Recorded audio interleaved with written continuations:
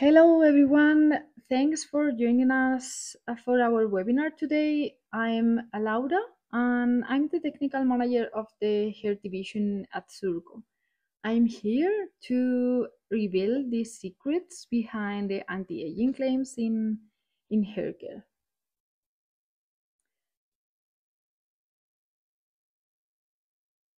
How could our hair look like if we were not taking care of it? Well, I think the image of an aged hair quickly comes to our mind, doesn't it? Maybe hair with little volume, very low density, coarse texture, or maybe gray or white with the tendency to yellow. Uh, Luckily, this is not the reality thanks to the work of our hairstylists that maintain the color and keep it beautiful and healthy through frequent haircuts. But these treatments are external, and although they are effective in achieving a youthful appearance, the characteristic of aging that is it difficult to intervene with is the loss of density and hair loss.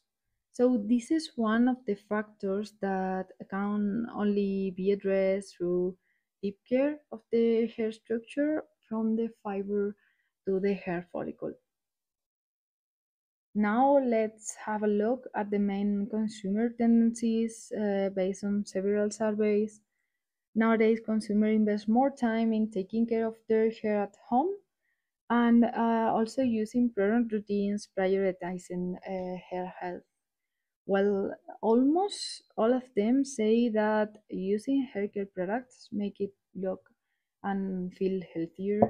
And that's something that has resulted in a high demand for products to enhance hair growth and reduce hair loss. Actually, 44% of consumers claim hair loss to be their main concern. The market is continuously growing, and so is the global population of people aged over 60.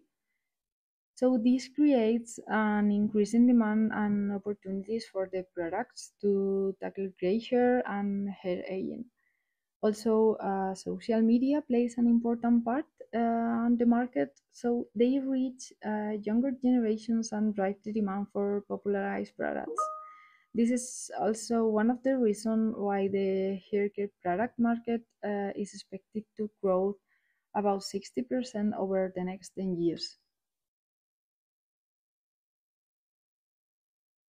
In this webinar, we will look into hair aging, talking about physical effects we perceive and what hair aging entails on biological level. We will talk in detail about its effects on hair and its relationship with the scalp. And finally, we will explore the techniques we can use to evaluate if our products can counter these effects and improve both the appearance and the hair health.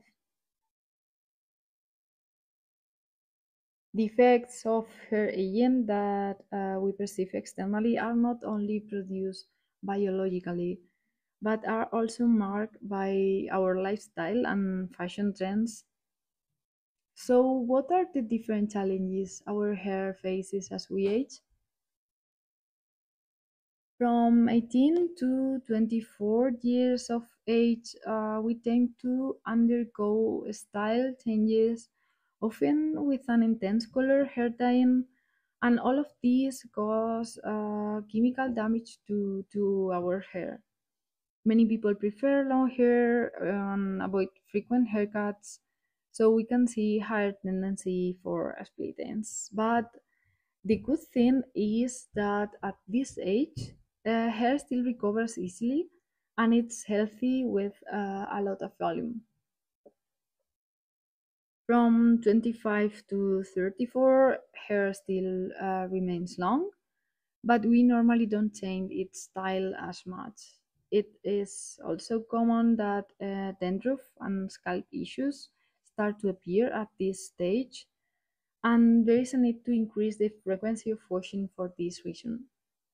This age really marks the beginning of the concern for proper hair care, trying to keep our hair looking as healthy as before. From 35 to 44, gray hair begins to appear, associated with changes in texture and thickness. As a result, the need of frequent hair dyeing and haircuts increases in this age.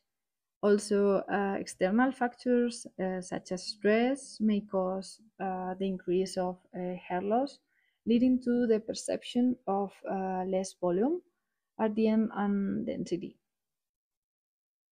From 45 to 60 is when drastic changes in hair color because of graying, also texture and density start to appear. In this age, changes in the hair cellular cycle are linked to the reduction of the volume, and when it comes to women, hormonal changes during menopause can cause a drastic decrease in sebum levels. That leads to a loss of natural protection of the fiber, and that gives a more damaged look. And finally, when we are over 60 years old, gray hair becomes really visible. But in most cases, people decide to stop dyeing their hair and transition to the natural color. At this stage, reduced volume is still evident because of the decrease in hair thickness and density, but the level of concern about the hair issues is lower. So, the signs that most significantly mark the perception of aging are two: hair graying and the loss of density. But what happens internally? As you may know, the hair follicle depends on its environment to ensure the optimal development. But there are external and also internal factors that interfere with the structure and also the microenvironment of the hair. The main ones are UV radiation, environmental pollution, physical damage, stress, or for the internal, the main ones are genetic disease, systemic disease with inflammatory process, nutritional imbalance, or hormonal changes. Any of these situations could accelerate the follicle aging, leading to abnormal pigmentation, which happens when melanocytes stop transferring melanin pigment along the length of each fiber, and that's when hair graying happens. If hair cycles suffer changes, mainly those modulated by hormones, it induces premature hair loss. Also, hair follicle gets smaller, so meaning the fiber are getting more thin. And lastly, changes in the keratin proteins or lipid peroxidation imply structural and functional changes on the hair fiber. But to relate to the perception of density reduction to these internal changes, we must briefly understand the hair cycle and how hair regenerates. There are three main phases. The anagen phase represents the growth phase. The hair follicle stays in this phase for about 3 to 5 years. So under optimal condition, we should have around 70–80% of our hair in this stage. If the anagen phase lasts longer, we can observe more dense and also long hair. The catagen phase is the transition one, starting the resting process, and this is the shortest phase, lasting only 2 to 4 weeks. And lastly, the resting phase, known as telogen phase, will last 3 to 5 months, and we have around 20–30% of the hair in this condition. And after this phase, the cycle starts all over again. The different phases can be influenced by different factors we have seen before. Any disruption can lead to premature change into the resting phases, and this leads to hair shedding. Changes in the scalp can also be observed. A study conducted in Korea last year compared biophysical parameters evaluated in different age groups, one in their 20s and the other one in their 50s, also differentiating between both genders. The results show that in women, the older group show an increase in firmness, and this phenomenon could affect the support of structures around hair follicles, limiting their adaptability and increasing the pressure or mechanical stress on the cell. Also, yellowness increases with age for both genders, which seems to be related to increase of production of AGs, where the advanced glycation end products. On the other side, sebum production and pH level were significantly lower in the 50s age group, particularly in women. It is also important to mention that a significant decrease in hair density in both gender was observed, and curiously, the transepidermal water loss was lower in men in their 50s. So, uh, in conclusion, age-related changes are observed in scalp parameters and have an important implication on hair health and also aging process. We have also observed something very interesting in an internal study investigating the clinical factors associated with the scalp health and also mental well-being. We use the 3S questionnaire to evaluate the prevalence of scalp sensitivity linked to clinical parameters and evaluations, including scalp barrier function, evaluation of sebum, redness, and dandruff. So for this study, we also asked the participant to complete quality of life questionnaire to help us to identify the critical points on how this condition affects them. We found that more than half of the individuals suffering this condition of sensitivity scalp had suffered hair loss at some point as well. And when it comes to the results of the quality of life questionnaire, the participants show a greater concern for hair health in general, having a lack of confidence, worrying about their personal image, and all of these affecting their mental and well-being. So it is clear that when people see the aging effect that cause low density and also gray hair, it generates emotional and physical stress, and the stress itself will then increase hair loss. So this situation also exposes scalp to external factors, and it can increase its sensitivity. This condition of sensitive and frequently irritated scalp lead to slower hair regeneration, accelerating aging, and again affecting hair loss. So we must break this vicious circle. It's essential to promote a complete care of all factors that can affect hair health, leading us to a list of needs that can be addressed in the following way. The use of shampoos and conditioners that eliminate itching and discomfort from flaking and tightness. They should, of course, have a gentle formulation to avoid the damage and maybe irritation scalp, reducing the load of substances accumulated who can cause damage and inflammatory process. Also, using products that neutralize the yellow tones in gray hair or even deposit pigments during washing to maintain a more intense color. Using essential oils or products for fiber care, protecting the lipid layer against external damage. In this regard, consumers demand more natural ingredients.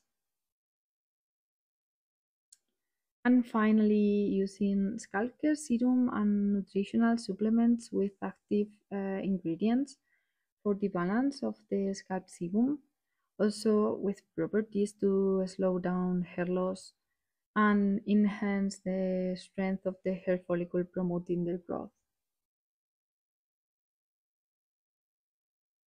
At Zurko, we are experts in evaluating the safety and efficacy of your products. We conduct mainly in vivo studies, and we have over 25 years of experience in haircare testing.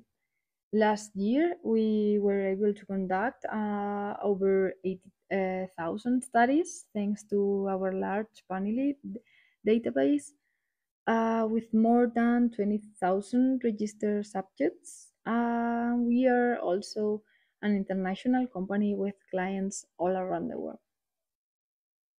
So, going deeply into anti-aging studies, what option do we have for evaluating the efficacy of anti-aging claims for hair?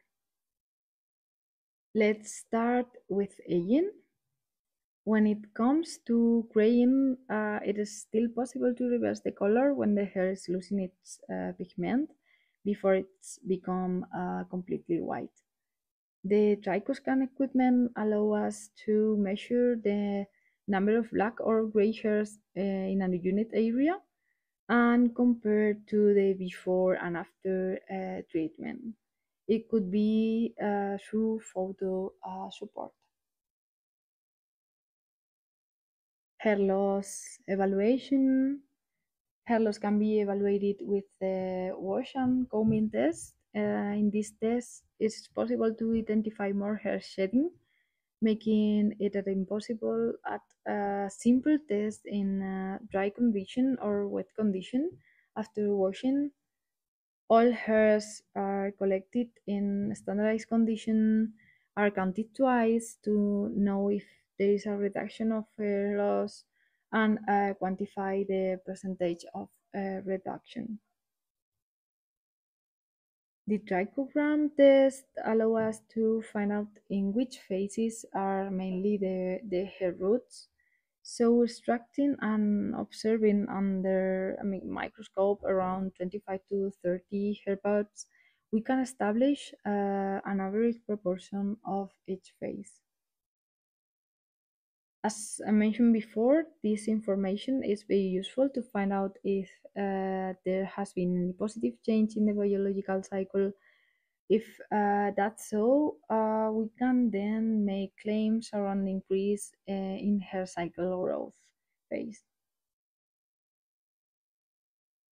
And of course, evaluate the density of hair with the trichoscan, counting manually the number of hairs per unit area to know if, with the use of the products, we can achieve thicker hair, higher density, or even a hair regrowth.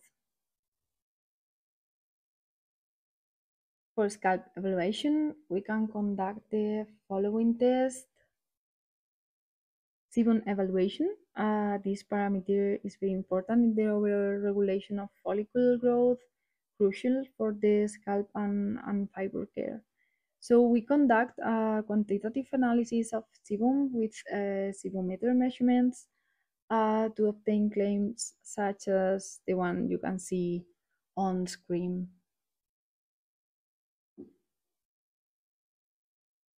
Firmness evaluation using an indentometer. This technique allows us to have a quantitative evaluation of the depth of penetration to deform the scalp. We should be looking for an increase in penetration depth, something which suppose a softer scalp and better condition for hair growth. And the typical claims associated with this evaluation method are usually focused on the improvement in scalp softness or reduction in its firmness.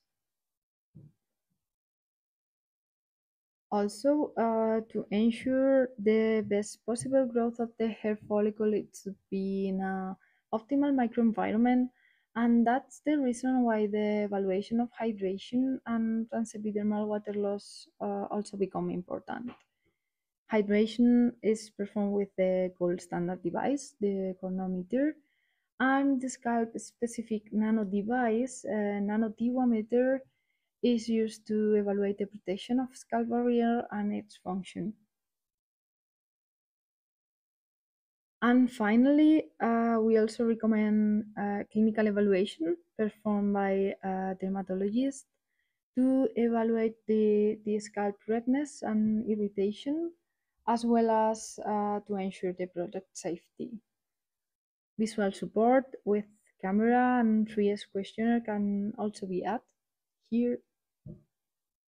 And on the other hand, we can also evaluate parameters related to hair appearance, such as the volume, the texture, shine, smoothness, or other parameters of interest. So, in conclusion, to briefly summarize today's content, I would like to highlight some of the main points. The market is growing. As year we can see the increase in the demand for testing hair products. The two main signs of hair aging that we can observe visually are hair loss and hair graying. In the scalp, aging is detected through increase in firmness and also the decrease of sebum production, or also the increase in redness and yellowness. And to combat aging, the products can use to improve our scalp health should be on a gentle formulation. They should work on the color by neutralizing yellow tone. They should protect the hair fiber with natural ingredients or essential oils, and balance the scalp sebum and slow down the hair loss. So thank you so much for your time. I hope you find this webinar interesting. And now let's take a look at the question you have sent to us. We have some of them. I can choose some. For example, how do you select the subjects for anti-hair loss studies and who can participate? Thank you for the question.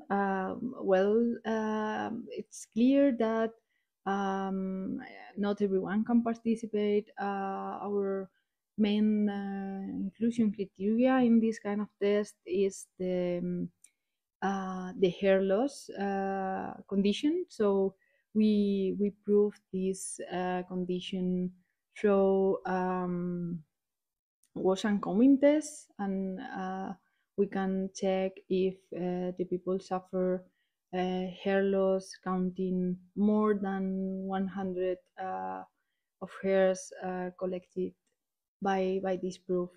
But also it's important to know that there is more inclusion criteria, maybe different condition who could be interesting for a specific formulation of products, such as androgenetic alopecia, or other conditions who can be also tested. I can see another question. I read it. From your experience, what type of formulas and products tend to be the most effective for anti-hair loss and hair density? In my opinion, I think, you have seen before, for me, serums are the best option. And it's not only because of the formulation of the product and the mechanism of action, it is also because of the application. So it's important the use of the specific quantity of products, also the message and the application of this product, and the time that you need to spread the product on scalp and also on the hair to help the penetration of it. So the whole process is important and help to the good condition of our hair follicles. Also, I think supplements are very interesting here because of the nutritional factor, and the important part that the nutrition has on our internal factors, and the this so the relation to the hair biology here would be also a good option. I think I select one more question, and we will answer the rest by email. I have one here. It's are the trichologists at your company? I have to say that all of our studies in haircare are performed by hair experts and hairdressers. So it's important to note that the people who develop this study or perform the techniques are experts here, but we also collaborate with external trichologists. Sometimes they help us with very specific study inclusion criteria, such as I mentioned before, these conditions of alopecia or a specific inclusion criteria um, more complicated to detect. I think it's all for today. We can receive your comment, and also if you have any more questions, you can send us to our email, and we will be happy to contact you as soon as possible. So thank you so much.